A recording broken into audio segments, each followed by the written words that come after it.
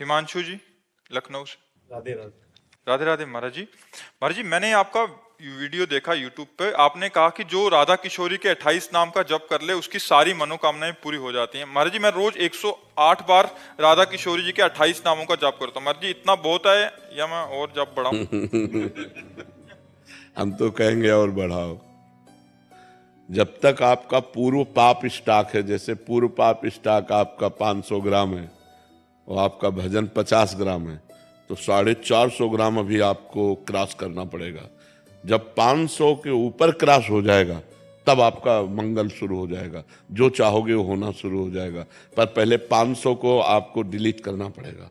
जो आपका पाप जमा है उसे डिलीट करना। तो लोग इस रास्ते को जान नहीं पाते। तो बात नहीं, बात तो आपकी बन रही है।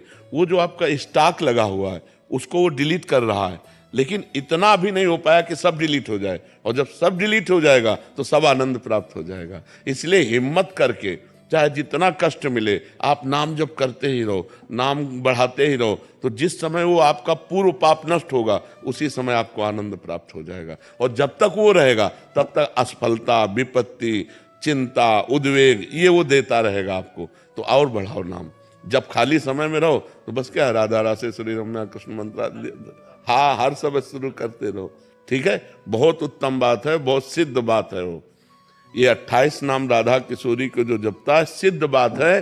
वो मरेगा तो भगवान को प्राप्त होगा और जीवित में सारी कामनाएं उसकी पूर्ण होंगी। पर पहले पाप नष्ट होना चाहिए। अब वो कितना स्टॉक अपने को पता नहीं है ना, अपने पूर्व के पापों का स्टॉक कितना है अपने को तो पता नहीं। लेकिन नाम जब करते रहे वो नष्ट हो जाएगा, तब हमारा मंगल शुरू हो जाएगा। आज मान लो आज शरीर छूट गया तो जितने नाम जप किए ये आपके अविनाशी जमा है, वो आपका मंगल करेंगे, वो आपका उत्थान करेंगे, वो आपकी उन्नति करेंगे। अगला जन्म आपका बहुत आनंदमय होगा। तो इसमें घाटा तो है ही नहीं। अच्छा, पैसा लगता नहीं, आराम से जबान केवल घुमानी है। धीरे धीरे धीरे धीरे नाम जप बढ़ाते चले जाओ, जहां पाप नष्ट हो गए आनंद आ जाएगा। महाराज जी, आप जिन कार्यों के लिए मना करते हैं वो सारे कार्य मैंने किए हैं, आपकी कृपा से 2 साल से बंद कर दिए हैं। महाराज जी, बस ये पूछना चाहते हैं कि हम जैसे नीच का अभी भी उद्धार हो सकता है नाम जप से? बिल्कुल बिल्कुल। अब लो नशानी अब ना नशे हो। यदि हम अंदर से सोच लें कि अब तो जैसे आपने कहा 2 वर्ष से आपने छोड़ दिया, अब नाम जप करें तो नाम जप के प्रभाव से पूर्व सारे पाप नष्ट हो जाते हैं। पर अगर हम पुनरावृत्ति करेंगे तो फिर ठीक नहीं रहेगा। अब लो नशानी अब ना नशे हो, आज तक किया अब नहीं करेंगे, ये बहुत उत्तम बात है। भगवान क्षमा कर देंगे। अहम तो हम सर्व पापेभ्यो मोक्षयिष्यामि मा शुचा, मैं तुम्हें समस्त पापों से मुक्त कर पवित्र कर दूंगा, भगवान कह रहे हैं। अब भगवान की शरण में हो जाओ और नाम जप करो और अच्छे आचरण करो। नहीं, हाँ, अच्छे आचरणों से हमारा आगे भविष्य जो होगा वो बड़ा सुखमय होगा। और बुरे आचरणों से भविष्य दुखमय हो जाता है, बड़ा कष्ट में। ऐसे ऐसे कष्ट हैं कि लोग मृत्यु मनाते हैं कि मैं मर जाऊं तो अच्छा, लेकिन मरते नहीं, भोगना पड़ता है। इसलिए हम पाप कर्मों से डरें कि हमारा जीवन, और गलती सबसे हो जाती है, आपसे ही नहीं, हर व्यक्ति से गलती हो जाती है। लेकिन गलती का सुधार करना हमारे मानव जीवन का कर्तव्य है कि जो हमसे गलती हो गई अब पुनरावृत्ति नहीं होगी। अब लो नशानी अब ना नशे हो।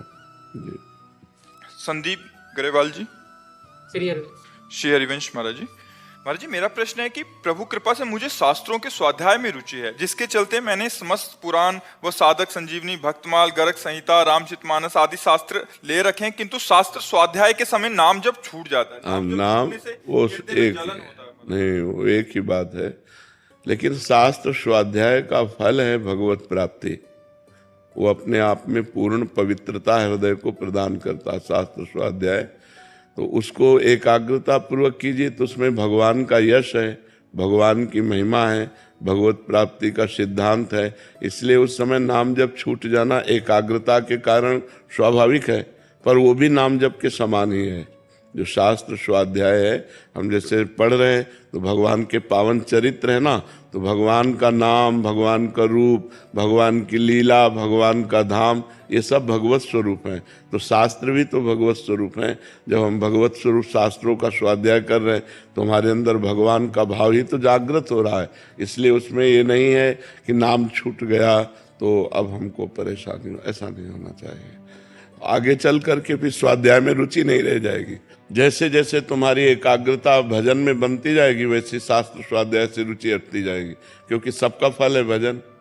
सब साधन, सब शास्त्र एक ही बात कह रहे हैं, संसार का चिंतन छूटे और भगवान का निरंतर चले। तो अभी तो प्रारंभ में तो बहुत अच्छा है शास्त्र स्वाध्याय करना, फिर धीरे धीरे समिट जाना चाहिए। जो अपना इष्ट ग्रंथ है उसको थोड़ा स्वाध्याय कर लिया, वो क्या 24 घंटे नाम जप में, हर समय कार्य करते हुए, बैठते हुए, उठते हुए नाम जप के द्वारा ही भगवत प्राप्ति होगी। अगर 18 पुराण कंठस्थ हो, चारों वेद कंठस्थ हो और उसकी भजन में रुचि ना हो तो पुण्यात्मा हो गया लेकिन महात्मा नहीं हुआ, भगवत प्राप्ति उसे नहीं हो सकती। सब शास्त्रों का फल है निरंतर भगवान का नाम जप होना।